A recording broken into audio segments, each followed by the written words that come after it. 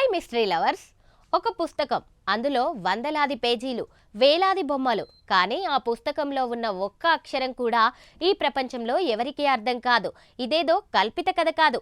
దాదాపు 600 ఏళ్లుగా ప్రపంచవ్యాప్తంగా ఉన్న అత్యుత్తమ కోడ్ బ్రేకర్లు, చరిత్రకారులు, చివరికి కంప్యూటర్ ఆల్గరిథమ్స్ ని కూడా ముప్పు తిప్పలు పెడుతున్న ఒక అంతు చిక్కని రహస్యం. దీనినే ఓయినిచ్ మాన్యుస్క్రిప్ట్ అంటారు. ఈ పుస్తకంలో ఉన్న వింత మొక్కలు ఈ భూమి మీద ఎక్కడా లేవు. అందులో ఉన్న నక్షత్ర మండలాలు మన ఆకాశంలో ఎక్కడా కనిపించవు. అసలు ఈ పుస్తకాన్ని ఎవరు రాశారు? ఇది వేరే గ్రహం నుండి వచ్చిన సమాచారమా, లేక ఏదైనా రహస్య వైద్య శాస్త్రమా? ఇవాళ మన ఛానల్లో ఈ వింతైన గ్రంథం వెనుక ఉన్న ప్రతి ఒక్క రహస్యాన్ని లోతుగా విశ్లేషిద్దాం. ఈ కథ 1912లో మొదలైంది. విల్ఫ్రిడ్ ఓయినిచ్ అనే పాత పుస్తకాల వ్యాపారి ఇటలీలోని ఒక పురాతన భవనంలో ఈ వింతైన మాన్యుస్క్రిప్ట్ ను కొనుగొన్నాడు. అప్పటి నుండి దీనికి అతని పేరే స్థిరపడిపోయింది. సుమారు 240 పేజీలు ఉన్న ఈ అపురూపమైన పుస్తకాన్ని మామూలు కాగితం మీద కాకుండా లేత జంతువుల చర్మాన్ని ప్రత్యేకంగా శుద్ధి చేసి తయారు చేసిన మృదు చర్మ పత్రాలపై రాశారు. అందుకే 600 ఏళ్లు గడిచిన ఈ అక్షరాలు, బొమ్మలు చెక్కు చెదరకుండా అంత తాజాగా ఉన్నాయి.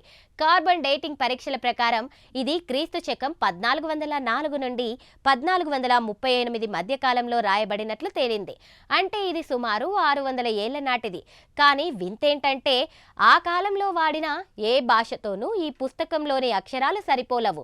ఈ అక్షరాలను ఓయినిచిస్ అని పిలుస్తారు. చూస్తుంటే ఇవి చాలా వేగంగా ఫ్లోలో రాసినట్లు అనిపిస్తాయి. అంటే ఎవరో ఒక వ్యక్తి తనకు తెలిసిన భాషలోనే దీన్ని రాశారు తప్ప ఏదో పిచ్చి గీతలు గీసినట్లు మాత్రం లేదు. పుస్తకంలోని బొమ్మలను బట్టి దీన్ని 5 భాగాలుగా విభజించవచ్చు. మొదటి భాగం హెర్బల్, అంటే మొక్కల గురించి. ఇందులో ఉన్న వందలాది మొక్కల చిత్రాలు మన వృక్షశాస్త్రంలో ఎక్కడా లేవు. కొన్ని మొక్కల వేర్లు మనుషుల ఆకారంలో ఉంటే, మరికొన్ని ఆకులు వింతైన జామితీయ ఆకృతుల్లో ఉన్నాయి.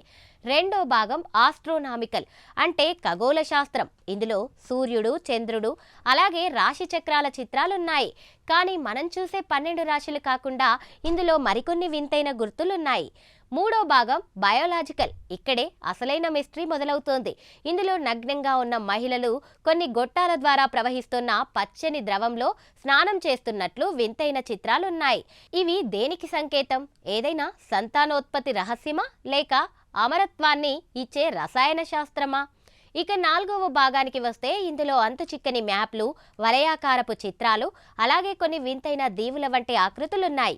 చివరిదైన 5వ భాగంలో మొక్కల భాగాలు, వేర్లు, ఇంకా వాటిని భద్రపరిచే జాడీల వంటి బొమ్మలున్నాయి. అంటే ఇవి ఏవో మందుల తయారీకి సంబంధించిన ఫార్ములాలని అర్థమవుతోంది. ప్రపంచ యుద్ధం సమయంలో జర్మన్ల కోడ్లను బ్రేక్ చేసిన గూఢాచారులు కూడా ఈ పుస్తకం ముందు తలవంచారు. ఇది ఒక రహస్య కోడ్ అని కొందరంటారు. మరికొందరు ఇది ఏదైనా అరుదైన మాండలికం కావచ్చని భావిస్తారు. 2018లో కెనడాలోని యూనివర్సిటీ ఆఫ్ ఆల్బర్టాకు చెందిన శాస్త్రవేత్తలు ఆర్టిఫిషియల్ ఇంటెలిజెన్స్ సాయంతో దీన్ని డీకోడ్ చేయడానికి ప్రయత్నించారు.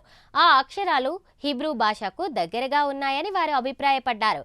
కానీ వాక్యాల అమరిక మాత్రం ఎవరికీ అంతు చిక్కడం లేదు.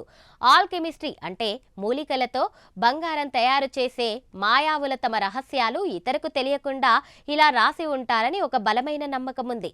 ఎందుకంటే ఆ కాలంలో విజ్ఞానం అనేది కేవలం కొందరికే పరిమితం కావాలని వారు కోరుకునేవారు.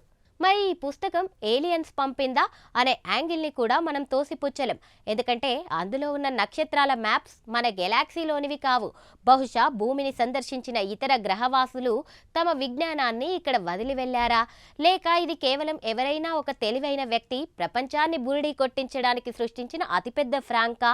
ఒకవేళ ఇది ఫ్రాంక్ అయితే 600 ఏళ్ల క్రితం ఒక వ్యక్తి ఇన్ని వందల పేజీల డేటాను ఇంత పద్ధతిగా ఎందుకు సృష్టిస్తాడు? ప్రస్తుతం ఈ పుస్తకం అమెరికాలోని యేల్ యూనివర్సిటీలో భద్రంగా ఉంది. ప్రపంచవ్యాప్తంగా వందలాది మంది దీని మీద థీసిస్ రాస్తున్నారు. కానీ ఒక్క అక్షరం కూడా ఇంకా అర్థం కాలేదు. చరిత్రకారుల విశ్లేషణ ప్రకారం ఇది ఒక వైద్య గ్రంథమయ్యే అవకాశం ఎక్కువగా ఉంది. మహిళల ఆరోగ్య సమస్యలకు సంబంధించి ఆ కాలంలో ఉన్న రహస్య చికిత్సలను ఇందులో దాచి ఉండవచ్చు. మరికొందరు ఇది ఒక రహస్య సాంకేతిక భాష అని, అంటే కేవలం ఒక ప్రత్యేక వర్గం వారికి మాత్రమే అర్థమయ్యేలా రూపొందించిన భాష అని కూడా అంటారు. మనం ఎంత టెక్నాలజీ వాడుతున్నా, ఏఐతో మనుషుల మెదడుని చదువుతున్నా మన కళ్ళ ముందే ఉన్న ఒక పాత పుస్తకాన్ని చదవలేకపోతున్నామంటే ఆ కాలం నాటి మనుషుల మేధస్సు మనకంటే ఎన్నో రేట్లు ముందు ఉందని ఒప్పుకోవాల్సిందే. ఓయినిచ్ మ్యానుస్క్రిప్ట్ అనే మనిషి మేధస్సుకు ఒక సవాలుగా నిలుస్తోంది.